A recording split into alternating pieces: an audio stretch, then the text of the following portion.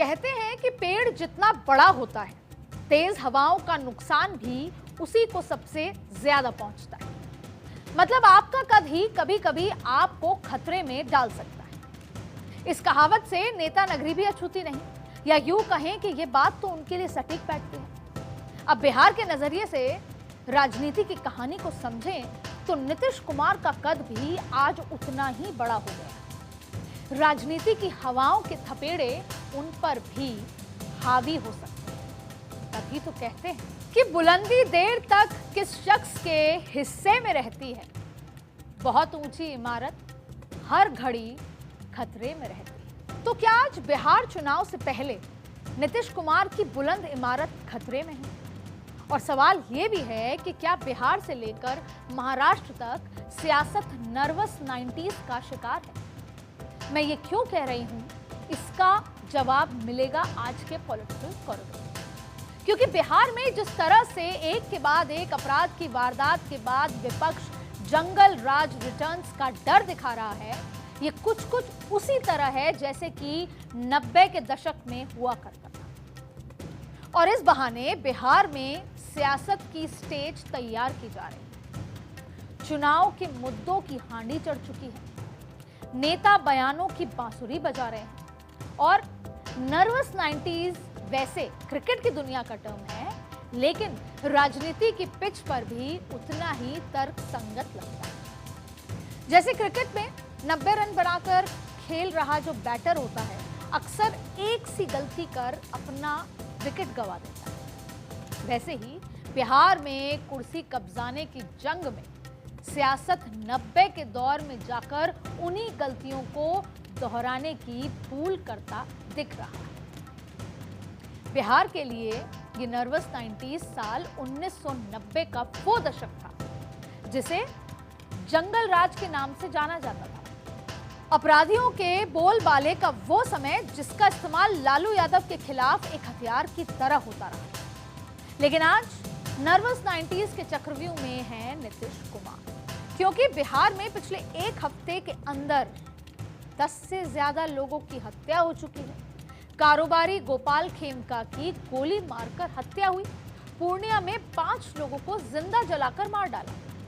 मुजफ्फरपुर में सरकारी कर्मचारी की चाकू मारकर हत्या और पटना के रानी तालाब में बालू कारोबारी को गोली मारकर हत्या कर दी।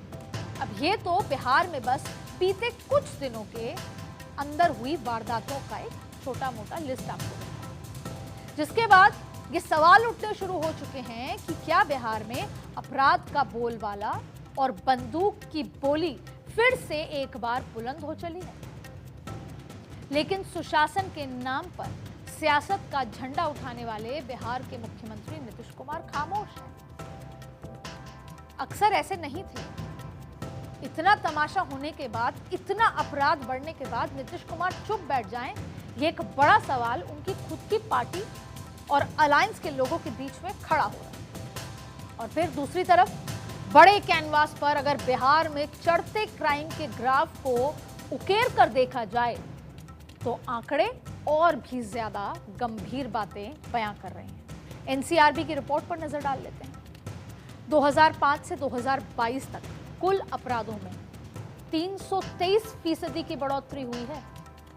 फिर 2005 से 2025 के बीच हत्या की कोशिश और गंभीर अपराधों में 226% की बढ़ोतरी हुई है। और इसी तरह महिला अपराध के मामले में भी बिहार के अंदर 226% की बढ़ोतरी दर्ज की गई है।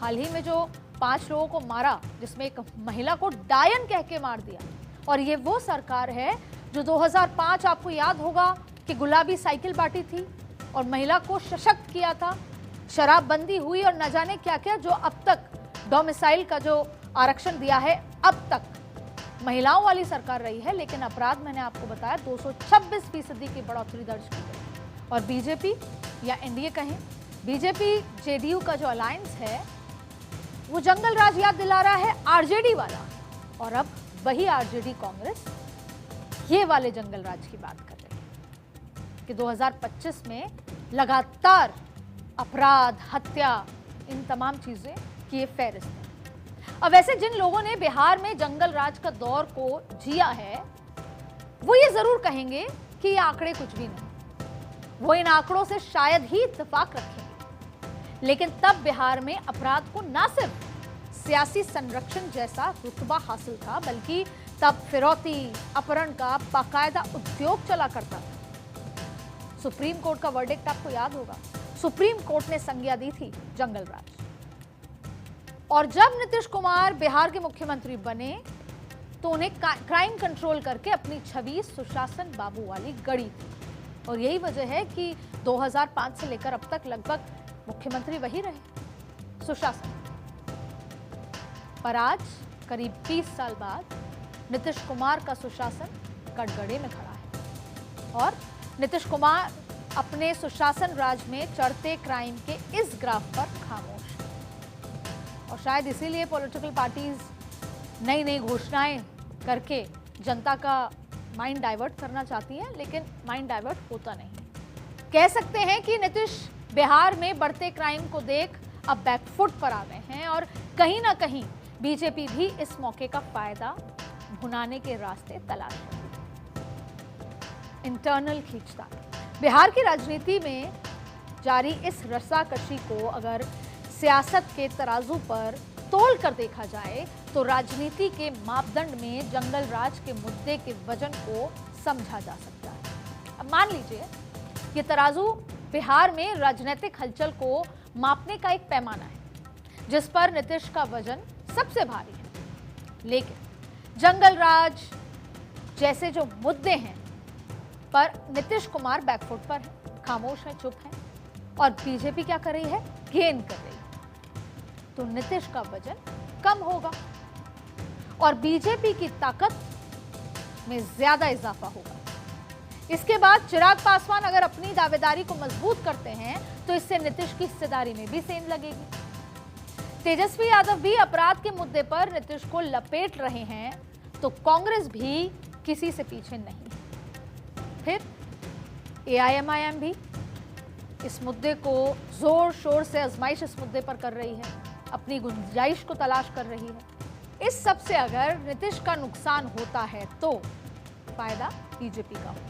आरजेडी के अंदर भी नई उम्मीद जागेगी और कांग्रेस भी इन कोशिशों के बाद कम से कम बार्गेनिंग की स्थिति में आ जाएगी। और फिर क्या भरोसा, अगर कभी किसी के भाग्य से छीका फूट जाता है तो कांग्रेस भी बरसों बाद फिर बिहार में अपना सीएम बनाने के सपने तो देख सकती। लेकिन नीतीश भी राजनीति के कोई नए खिलाड़ी तो नहीं।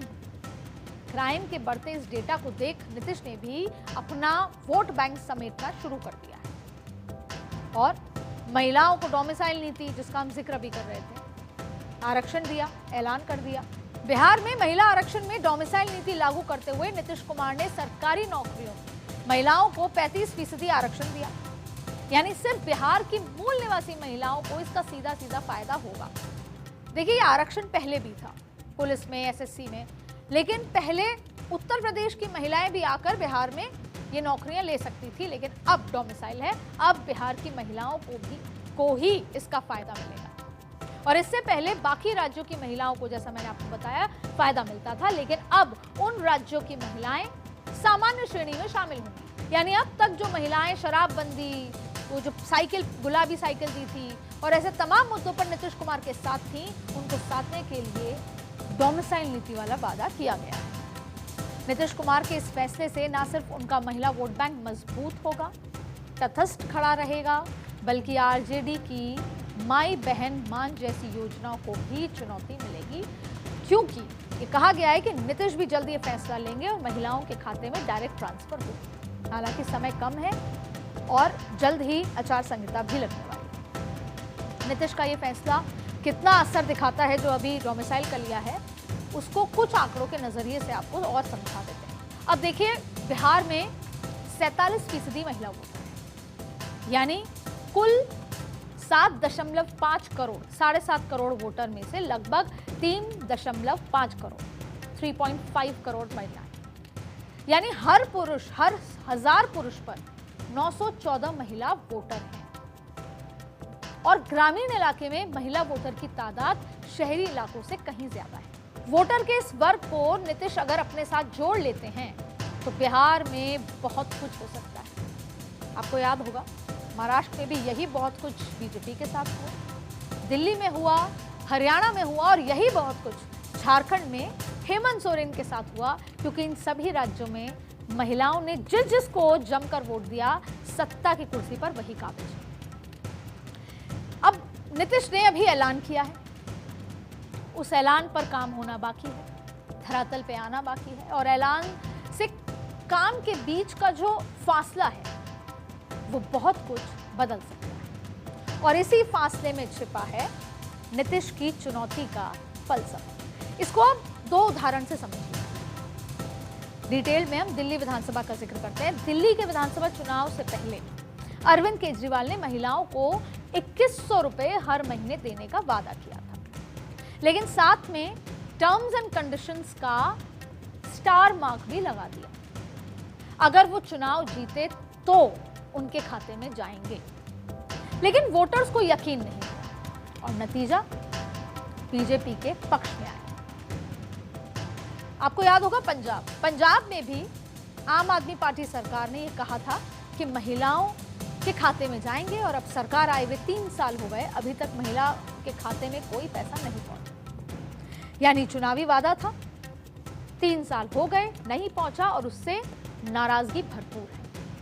अब दूसरी तरफ महाराष्ट्र का जिक्र करते हैं। महाराष्ट्र में बीजेपी ने लाडली बहन योजना चुनाव से ठीक पहले शुरू की। अब मैं आपको बता दूं, इसकी ये बहुत कहा जाता है कि महिलाओं के खाते में डायरेक्ट ट्रांसफर होगा।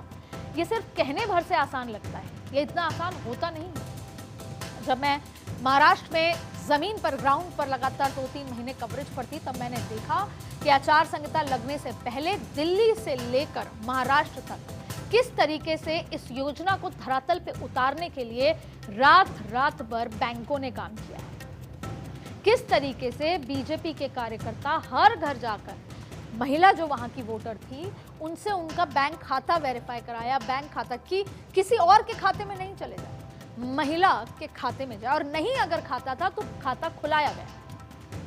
तो ये कहने भर से बहुत आसान दिखता है, लेकिन ये इतना आसान नहीं होता। और इस एक्सटेंसिव काम को तब विधानसभा में कराया गया जब लोकसभा में भारतीय जनता पार्टी को महाराष्ट्र से उदासी हासिल, खाते में पैसे भी भेजे जाने लगे और नतीजा बीजेपी की जीत के रूप के सामने आप सभी लोगों के सामने है। अब यानी नीतीश के वादे जमीन पर कितना असर दिखाएंगे ये तो अभी दूर की कौड़ी है, क्या ये धरातल पे हो पाएगा। लेकिन नीतीश की कोशिश तो यही है कि बिहार में 1990 के दशक में जो जंगल राज और क्राइम का चढ़ता ग्राफ देखा है, अगर वो फिर एक बार चढ़ रहा है तो उसका जवाब अपने वोट बैंक को मजबूत करके देखा जाए। और यही वजह है कि नर्वस 90s में फंसी बिहार की राजनीति में अपने आप को मजबूत करने के लिए नीतीश नए नए रास्ते तलाश रहे हैं। अच्छा, नीतीश नहीं, ऐसे हर पॉलिटिकल पार्टी अपनी कुर्सी को, सत्ता को बचाने के लिए, रिवाइव करने के लिए,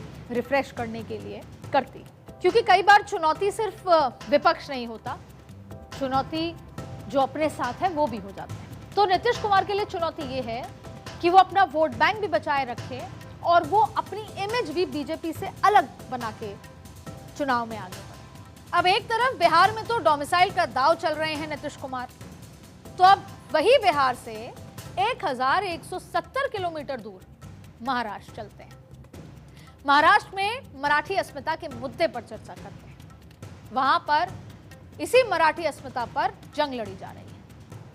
हिंदी और भाषा के मुद्दे पर महाराष्ट्र में मराठी अस्मिता को नई हवा दी जा रही है। ये आज से नहीं हो रहा, ये लंबे समय से होता आ रहा है, लेकिन अभी क्यों हो रहा है उसका आपको पूरा ब्यौरा दें। इसका असर भी ऐसा है कि दशकों के बाद ठाकरे ब्रदर्स ने न सिर्फ एक मंच पर आए वो, बल्कि एक दूसरे के गले भी लगे। वैसे तो ठाकरे ब्रदर्स के अग्रज यानी बाला साहेब ठाकरे ने 60 के दशक से ही मी मराठी के मुद्दे को हवा दे दी। लुंगी हटाओ पुंगी बजाओ जैसे नारे के साथ बाल ठाकरे ने तमिल के खिलाफ बिगुल फूंक दिया था, लेकिन इसका असर 1990 के दशक में देखने को मिला था। और इसी मी मराठी के मुद्दे के साथ बाला साहेब ठाकरे ने महाराष्ट्र की राजनीति की नई परिभाषा लिख दी। उसी का इस्तेमाल कर उद्धव और राज अपनी खोई जमीन को तलाश रहे हैं। शायद इसीलिए हम नर्वस 90s का जिक्र कर रहे हैं। वो दौर है जो लौट के जरूर आता है। पिछले विधानसभा चुनाव में उद्धव ठाकरे को महाराष्ट्र में जबरदस्त झटका लगा था, जब उनकी पार्टी सिर्फ 20 सीटों पर जाकर सिमट गई थी। और दूसरी तरफ राज ठाकरे की भी उम्मीद जो थी उनको, उस पर पानी फिर गया था, क्योंकि उनका खाता भी नहीं खुल पाया था। यानी एक समय पर महाराष्ट्र की सबसे बड़ी पार्टी में से एक रही शिवसेना जब से दो हिस्सों में टूटी, तब से उद्धव की शिवसेना हाशिए पर चली गई। और इस खोई जमीन को तलाश रहे उद्धव ठाकरे बीएमसी के छोटे चुनाव में मराठी अस्मिता का बड़ा दांव खेल रहे हैं। तो जिस बात का हम जिक्र कर रहे थे, बिहार में विधानसभा चुनाव हैं और महाराष्ट्र में बीएमसी का चुनाव है। अब क्योंकि पार्टी की गाड़ी को सियासत के ट्रक पर दौड़ाना है, तो जिस फंड का फ्यूल आपको चाहिए वो बीएमसी के जरिए हासिल होता है। बीएमसी का बजट इस साल सारे रिकॉर्ड तोड़ते हुए 74,427 करोड़ रुपए पहुंच गया है। वहीं पानी और सीवरेज चार्ज से होने वाली बीएमसी की कमाई 2,131 करोड़ रुपए पहुंच चुकी है।